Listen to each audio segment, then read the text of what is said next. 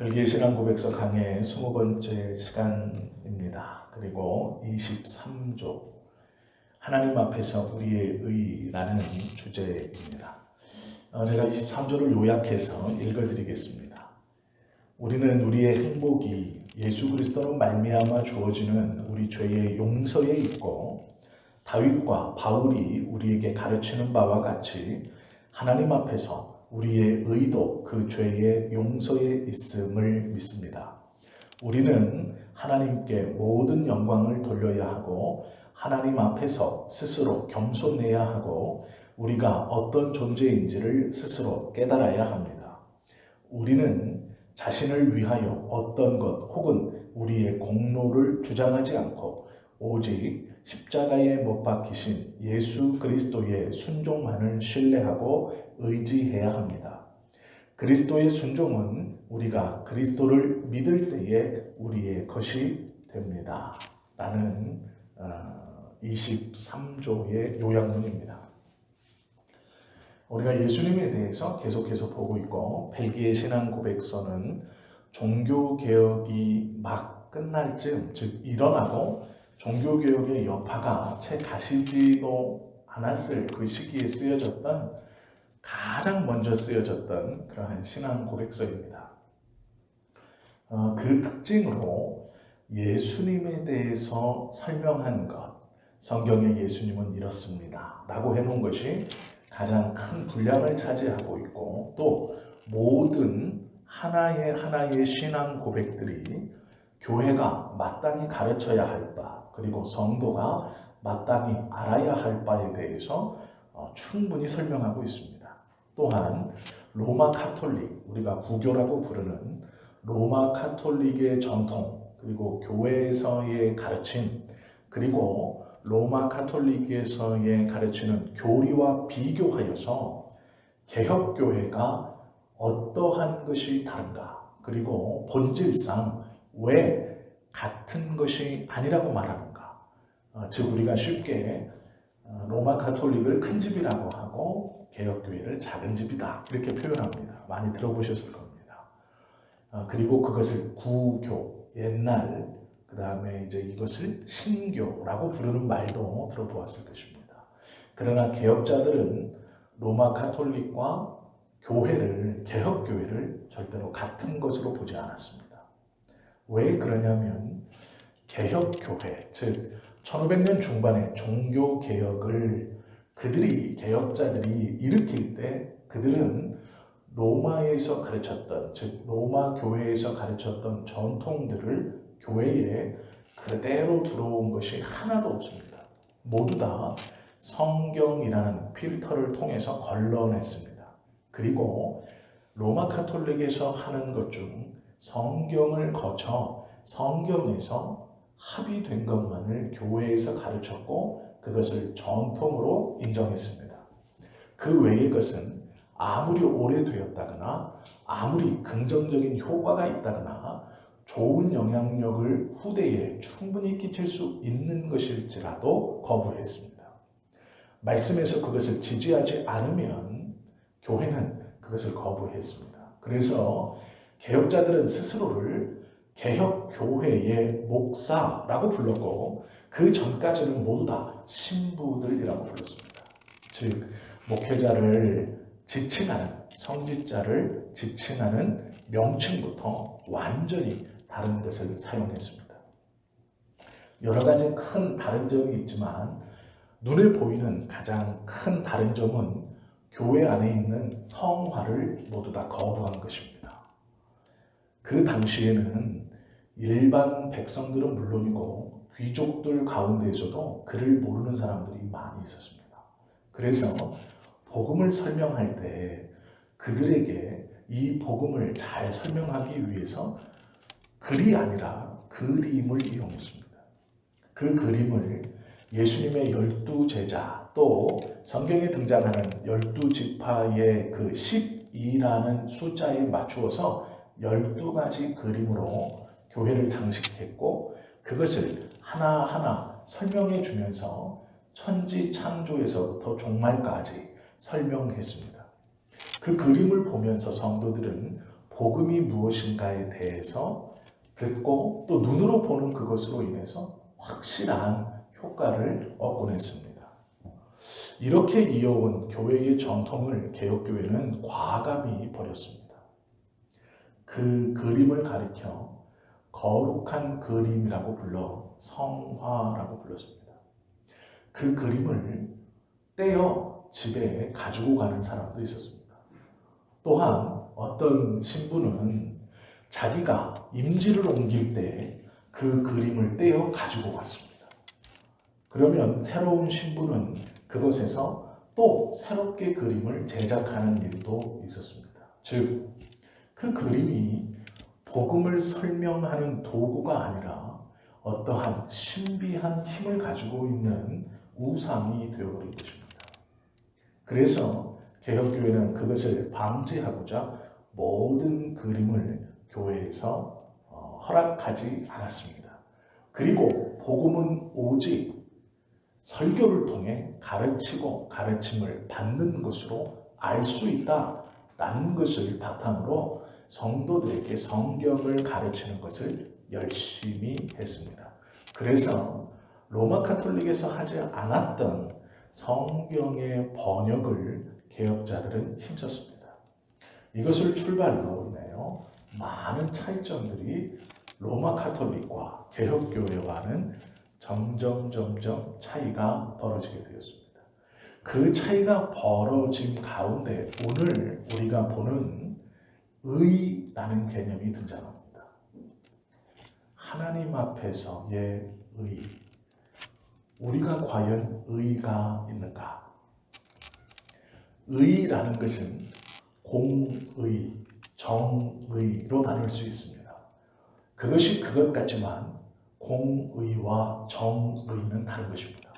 공의는 말 그대로 공평한 의로움입니다. 정의는 올바른 의로움입니다.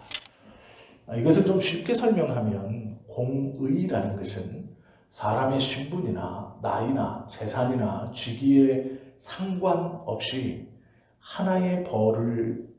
하나의 죄를 지으면 하나의 벌을 받아야 하는 것이 공의입니다. 어린아이니까 봐주고 나이가 많으니까 봐주고 돈이 없으니까 봐주고 라는 것은 공의가 아닙니다. 그래서 사회공의라는 말은 없습니다. 왜 그러냐면 사회라는 말 뜻 속에는 여러 다양한 구성원이 이미 내포되어 있기 때문에 사회, 즉 여러 다양한 구성원 가운데 절대적인 의 이것은 없습니다. 그런데 사회정의라는 말은 있습니다. 정의라는 말은 옳은 것입니다. 즉 가난하기 때문에 세금을 좀 감면해주고 나이가 있기 때문에 형벌을 좀 감면해주고 어린아이이기 때문에 벌을 내리지 않는 것, 이것이 정의입니다.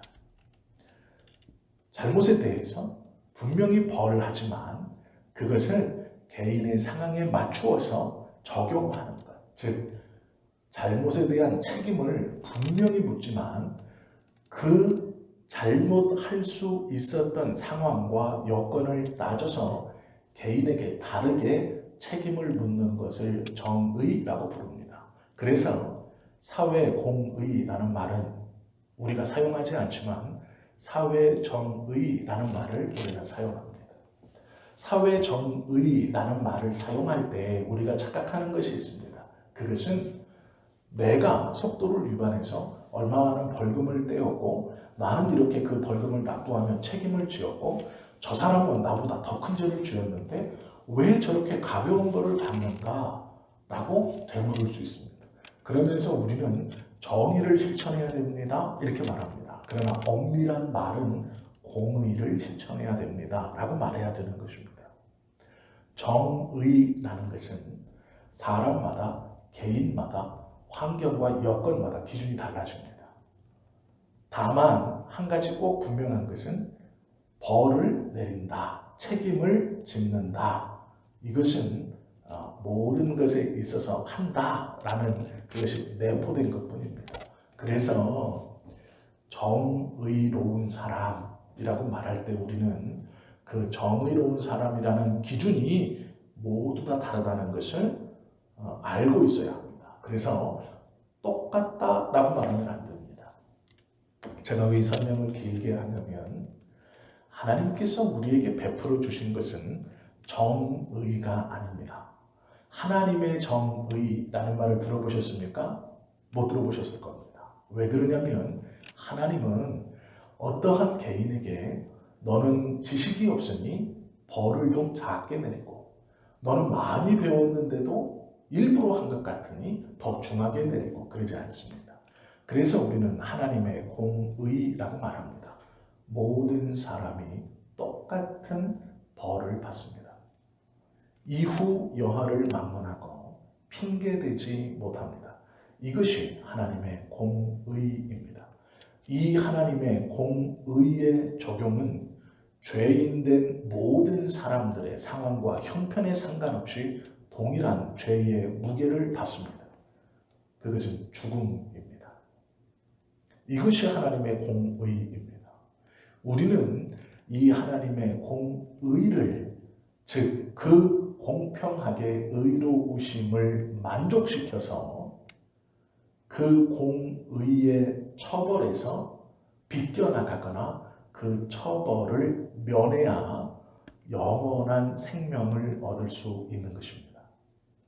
그러나 이 하나님의 공의를 우리의 어떠함으로도 감당할 수 없다는 것이 죄인된 우리의 상태입니다. 그리고 이 죄인된 우리의 상태 가운데 우리는 하나님의 공평하신 의인 공의를 만족시킬 만한 어떠한 일도 하지 못하는 무기력한 사람들입니다. 그것이 우리의 정체입니다. 그래서 온전히 무기력하기 때문에 대부분의 사람들은 자신들의 그 무기력함을 외면합니다. 해결할 수 없는 것을 피하는 것입니다. 쳐다보지 않는 것입니다. 직면하기 싫어합니다. 그래서 자신이 죄인이고 무기력하고 아무것도 할 수 없다는 것을 오히려 인정하지 않습니다. 그것을 생각조차 꺼려합니다. 그것이 사람의 악한 본성입니다. 자신이 할 수 없는 것을 돌아보지 않는 것, 시도하지 않는 것, 생각하지 않는 것, 아니 아예 귀와 눈을 닫고 듣거나 바라보지 않는 것입니다. 그리고 그것을 생각하는 것이 꺼려지므로 오히려 분노하며 그것을 모른 척하는 것이 사람들의 본성입니다. 우리 또한 마찬가지였습니다. 그 두려움에 빠지고 자신이 아무것도 할 수 없는 무기력한 사람이라는 것을 받아들일 수 없어 그것을 외면하고 살아가는 것입니다.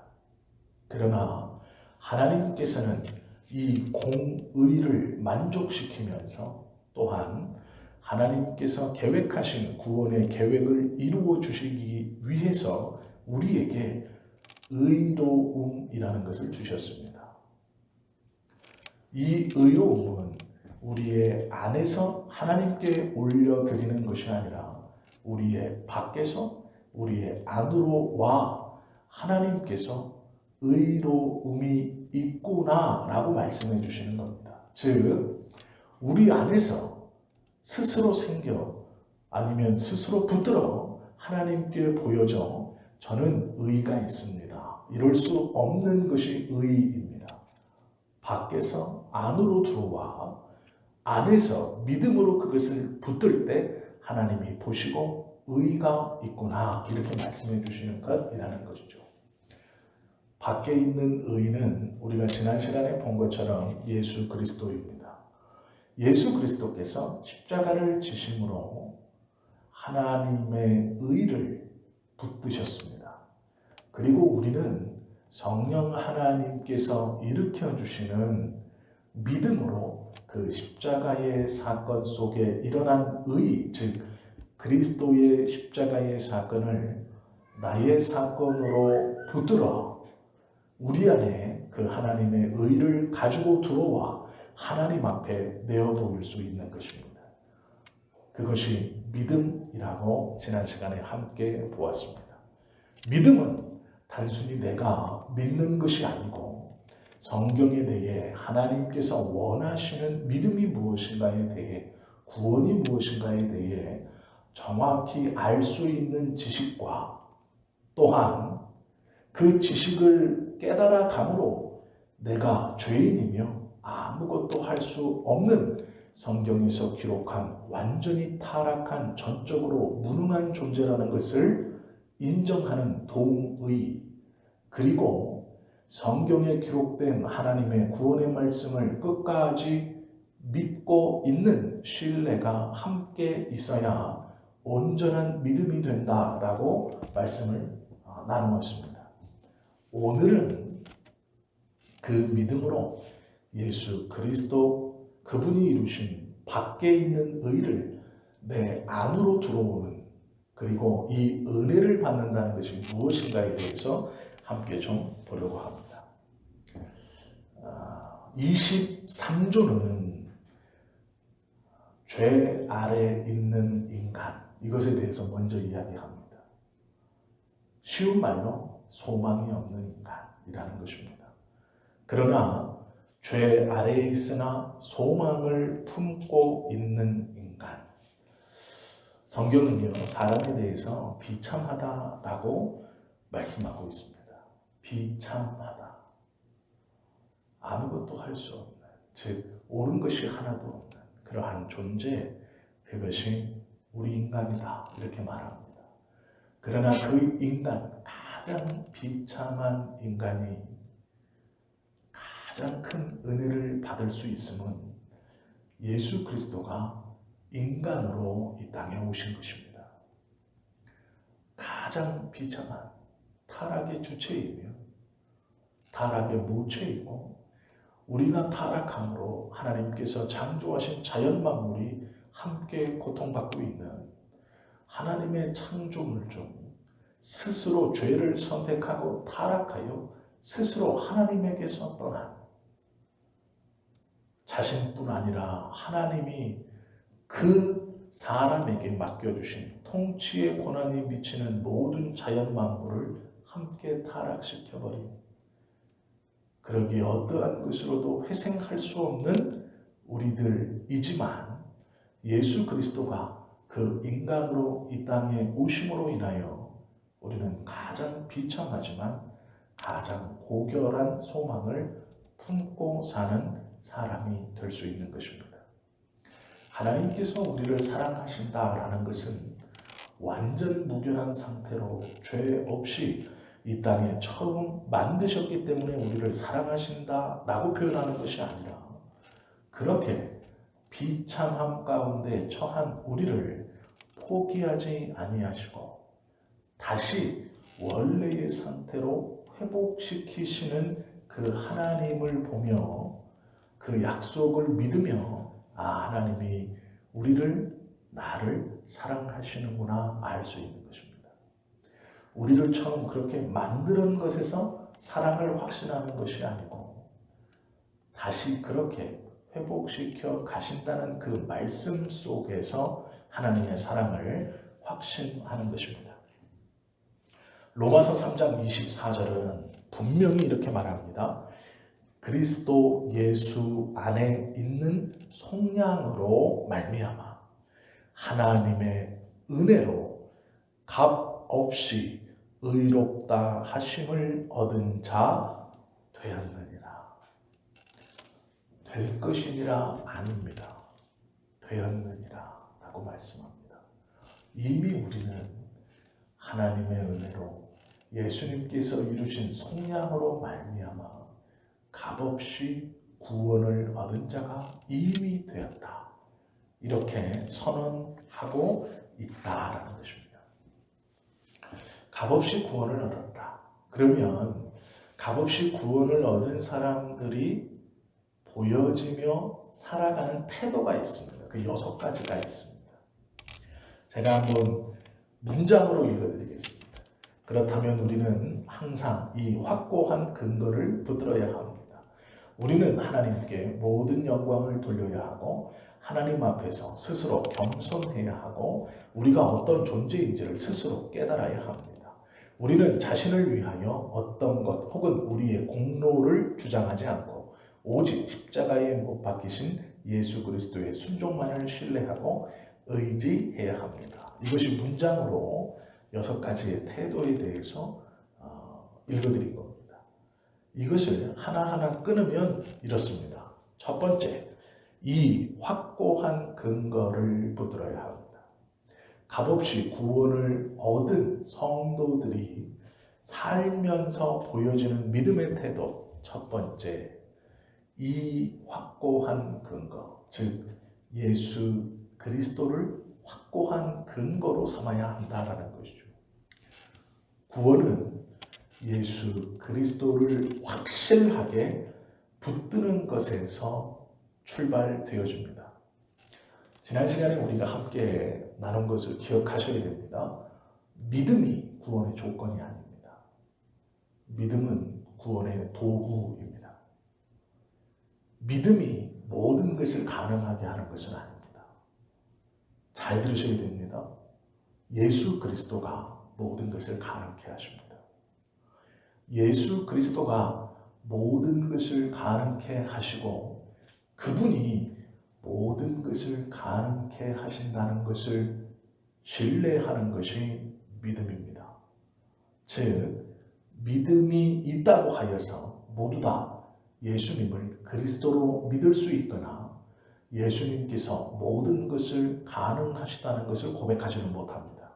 즉 예수 그리스도를 우리는 너무도 자연스럽게 구원의 주체로 믿고 확실한 보증으로 믿고 있지만 다른 사람들, 즉 다른 종교라고 부르는 사람들에게도 구세주는 있습니다. 구원자는 있습니다. 그리스도라는 말은 헬라어입니다. 만약에 이것을 한국어로 바꾸어서 구세주라고 부르면 우리는 너무 자연스럽게 교회 문화에 익숙해져서 그리스도가 누구입니까? 라고 부르면 예수님입니다. 라고 대답합니다. 그리스도는 구세주라는 뜻이기 때문에 그렇습니다.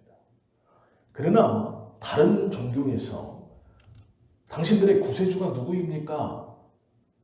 너희의 그리스도는 누구입니까? 라고 물으면 다른 대답이 나와도 이상하지 않습니다. 즉 구세주가 누구냐 하는 문제는 우리가 너무 자연스럽게 생각하지만 그 자연스러움은 우리에 한해서 자연스러운 것이지 모든 사람에게 자연스러운 것은 아닙니다. 단순히 우리는 그리스도라는 단어에 익숙해져 있는 것뿐입니다. 그것을 가리켜 계속 구원자, 구원자, 구원자라고 부른다면 어떤 사람이 심하고 무거운 채무를 져서 한 달 동안 그 이자를 감당할 수 없습니다. 그래서 매일매일 새벽부터 저녁까지 일을 했습니다. 아무리 열심히 일해도 한 달에 하루를 쉬지도 않고 일해야 받으시 그 이자를 갚을 수 있습니다. 그 이자를 갚아나가지 못한다면 어떠한 꼴을 당할지 모릅니다. 그렇게 몇 달을 살았을 때 그 사람의 상태를 생각해 보십시오. 아마 피골이 상접할 것입니다. 하루도 쉬지 못했기 때문에 그의 육신과 정신은 황폐해져 있을 겁니다. 대부분 망가져 있을 것입니다.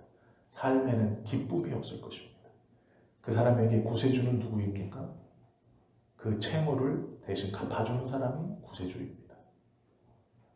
자신의 그 다람쥐 쳇바퀴 돌듯 돌아가는 상황에서 자신의 채무를 대신 갚아준 사람, 그 사람에게 그는 구세주입니다. 그에게 당신의 그리스도는 누구입니까? 라고 묻는다면 그는 그 채무를 갚아준 사람의 이름을 이야기할 것입니다. 우리는 그리스도라는 단어에 익숙해져 있는 것이지 그 그리스도가 예수님입니다 라는 고백에 익숙해져 있는 것이지 우리가 정말로 예수님을 그리스도로 믿고 있느냐, 이것은 다른 문제입니다. 우리가 버릇처럼 예수 그리스도라고 라고 고백하는 것은 익숙한 단어이기 때문에 자연스럽게 고백하는 것입니다. 그것이 정말 하나님의 말씀을 알고 자신을 인정하고 또 약속의 그 말씀을 끝까지 신뢰하는 온전한 믿음에서 고백되어지는 것이냐 아니냐는 본인만 아는 겁니다.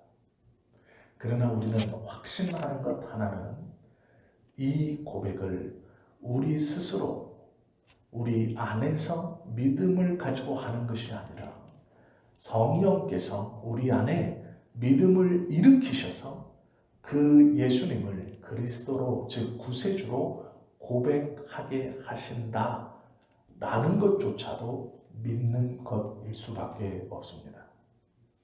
내가 내 믿음을 가지고 예수님을 그리스도로 고백합니다 라고 하면 이것이 큰 믿음인 듯 싶으나 그것은 가짜 믿음입니다.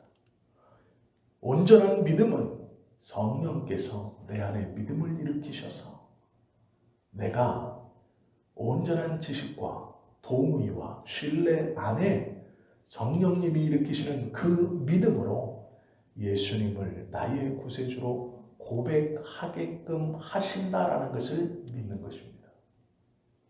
우리는 우리의 믿음조차도 내가 확신하고 단언할 수 없습니다. 그 믿음조차도 성령 하나님의 은혜이며 선물임을 고백하는 것입니다. 그러기에 내 스스로 하나님 앞에 무엇 하나 자신 있게 내놓지 못하는 것입니다.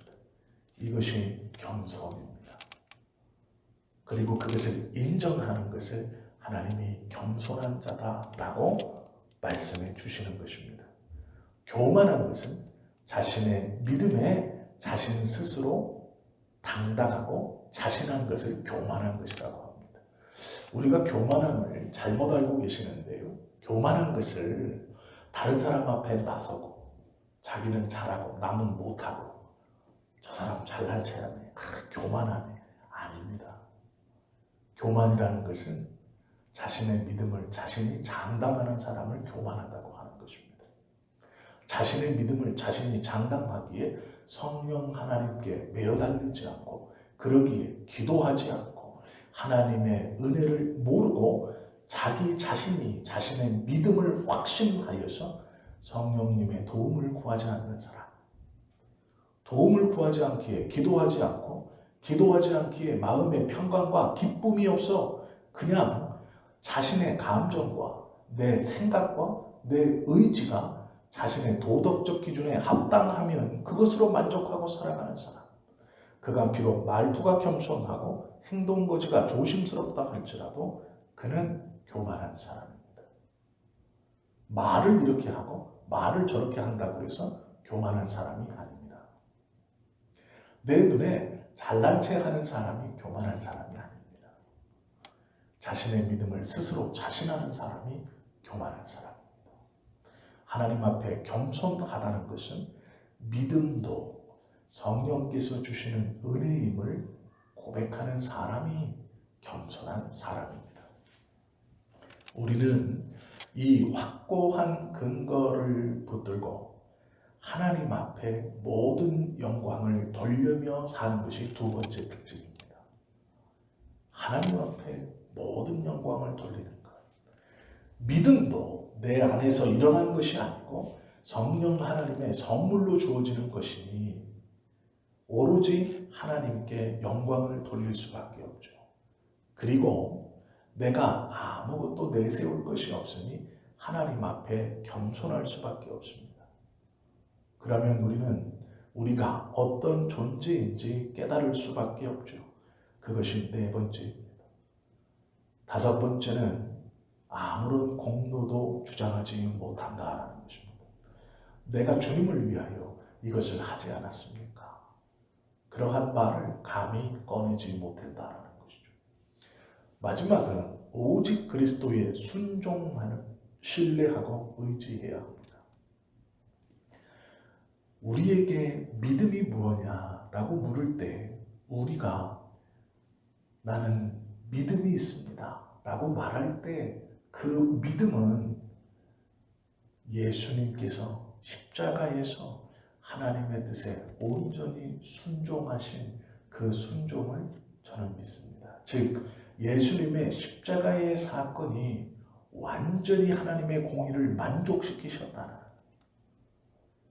하나님께서 성경을 통해 말씀하신 단번에 완전한 제사를 드려 하나님의 공의를 온전히 만족시키셨다는 그것을 신뢰하는 것, 그것이 우리의 믿음입니다. 즉 십자가의 사건을 신뢰하는 것, 이렇게 생각하시면 됩니다. 통일교는 예수님께서 십자가의 사건을 통해 절반의 구원을 이루었다고 가르칩니다. 그리고 나머지 절반은 문선명이 이 땅에 와서 이루었다고 가르칩니다. 그럼 이것이 믿음이겠습니까? 아니죠. 절반의 믿음은 믿음이 아닙니다.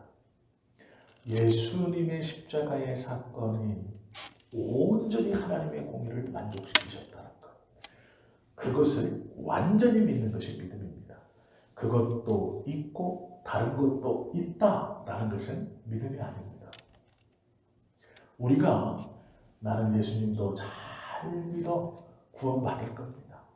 그리고 내가 이 땅에 살면서 착한 일도 하고 좋은 일도 하고 교회를 섬기기도 하고 이것저것을 행함으로 구원을 잘 이루어 갈 겁니다. 구원을 완성해 갈 겁니다. 아니요, 그렇지 않습니다.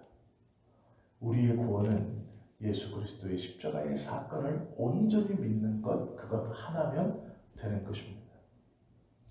루터는 매일 저녁마다 가시나무로 자신의 허벅지와 옆구리, 등허리를 후려쳤습니다. 왜 그런 줄 아십니까? 잠자기 전에는 나쁜 생각을 하지 않기 위해서입니다. 그 가시로 자신을 후려치며 나는 죄인입니다 라고 매일 저녁마다 소리쳤습니다. 그리고 눈을 뜨면 자신이 심호하는 성당의 계단을 무릎으로 오르락 내리락 했습니다. 루터는 고민했습니다. 사람이 하나님을 위하여 최선을 다하면 구원받는다고 하는데 도대체 내가 최선을 다했는지 안 했는지를 어떻게 알 수 있는가? 100번의 계단을 오르락내리락 하면 101번을 왜 못할까? 101번을 하면 101번을 하고 한 번을 더 오를 수 있지는 않을까? 도대체 최선을 다하면 구원을 받는다고 교회에서 가르침을 받았는데 최선을 다한다는 것은 무엇인가? 어떤 사람은 나보고 최선을 다했다라고, 어떤 사람은 부족하다고 말하는데 그러면 나는 최선을 다한 것인가 아닌가? 이것에 대해서 루터는 매일 고민했습니다. 그가 수도원에 들어가 수사가 되고 신부가 되고 안수를 받고 성직에 임하는 그 모든 순간 매일매일 루터는 그 두려움이 있었습니다. 내가 최선을 다했는가? 최선을 다해야 구원받는다는데 최선을 다한다는 기준이 무엇인가? 벨기에 신앙 고백서는 우리에게 의가 무엇인가에 대해서 분명히 가르쳐줍니다. 의는 세 가지의 특징이 있습니다. 첫째, 우리의 모든 허물을 덮어준다. 두 번째, 하나님께 가까이 가도록 확신을 준다. 세 번째, 우리의 양심을 두려움과 공포와 불안에서 벗어나게 해준다. 이 의는 우리의 모든 허물을 덮어주고 하나님께 가까이 나아갈 수 있도록 하며 모든 불안과 공포에서 우리를 해방시켜주는 것이 의의 역할이다 라고 벨기에 신앙 고백서는 우리에게 가르쳐줍니다. 이 세 가지가 무엇이냐면 이 세 가지를 하나로 묶으면, 즉 모든 허물을 덮어줌, 하나님께 가까이 나아감, 모든 불안과 공포에서 우리를 해방시켜준 이 세 가지를 하나로 묶어 표현하면 이것이 구원의 확신입니다. 즉 구원의 확신을 가진 자는 이 세 가지로 말미암아 기쁨과 평안함 가운데 살 수 있는 것이죠. 구원의 확신이 있기 때문에 하나님께 나아갈 수 있고 자신의 모든 허물과 죄가 덮임을 받았다고 믿을 수 있고 또 그러기에 모든 불안과 공포에서 자유로울 수 있는 것입니다. 이것이 구원의 확신입니다. 우리가 이러한 구원의 확신으로 살아가고 있는가 생각해 보셔야 됩니다.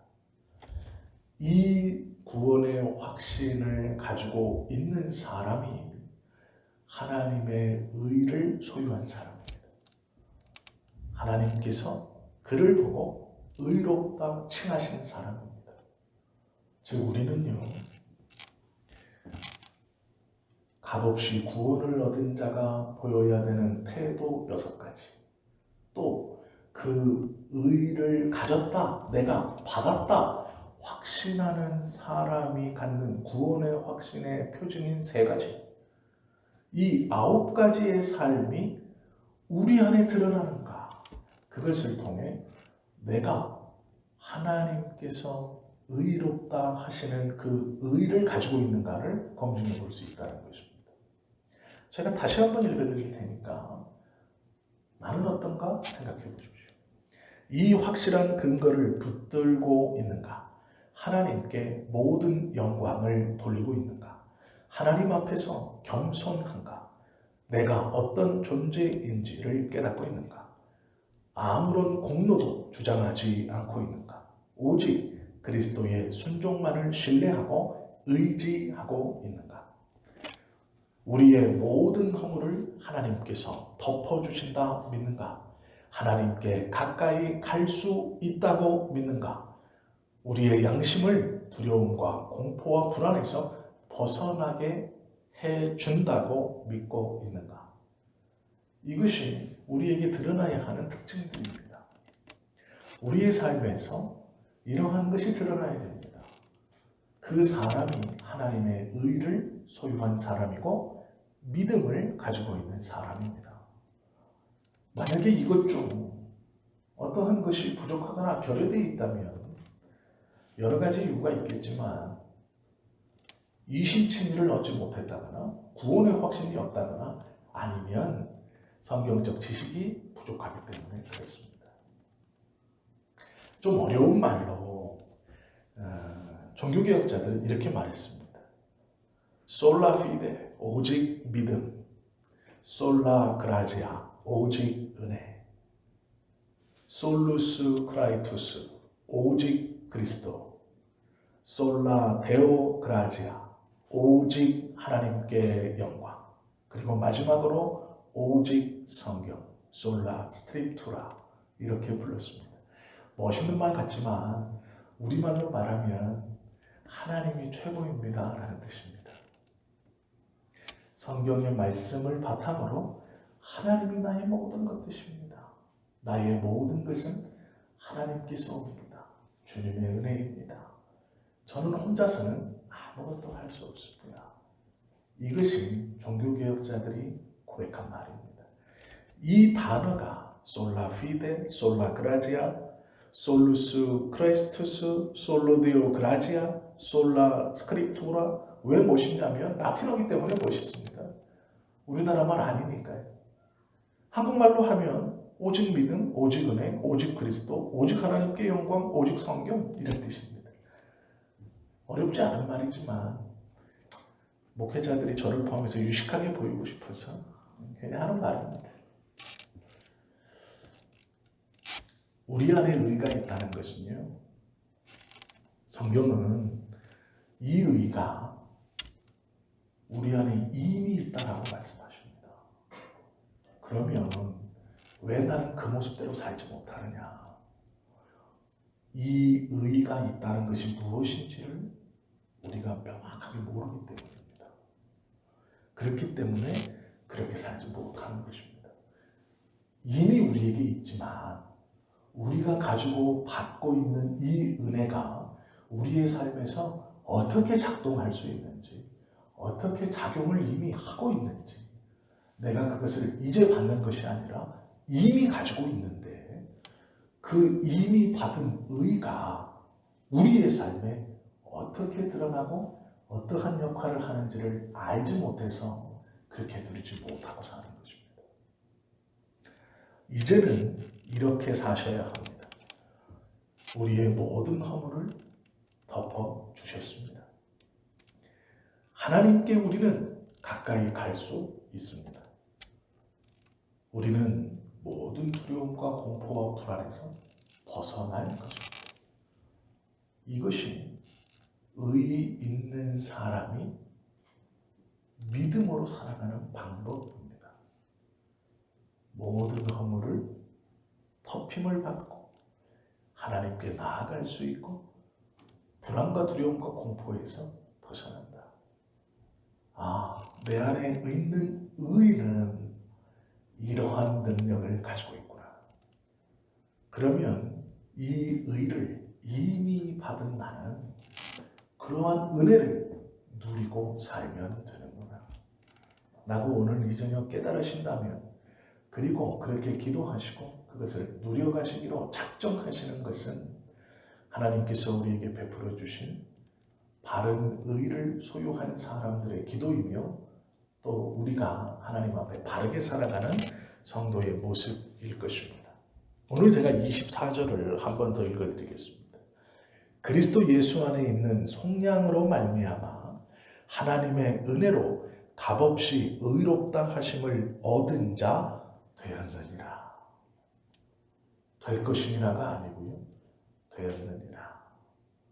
이미 되셨으니 이제 그것을 잘 누리며 살아가시는 저와 여러분 되시기를 예수님의 이름으로 축원합니다. 기도하겠습니다.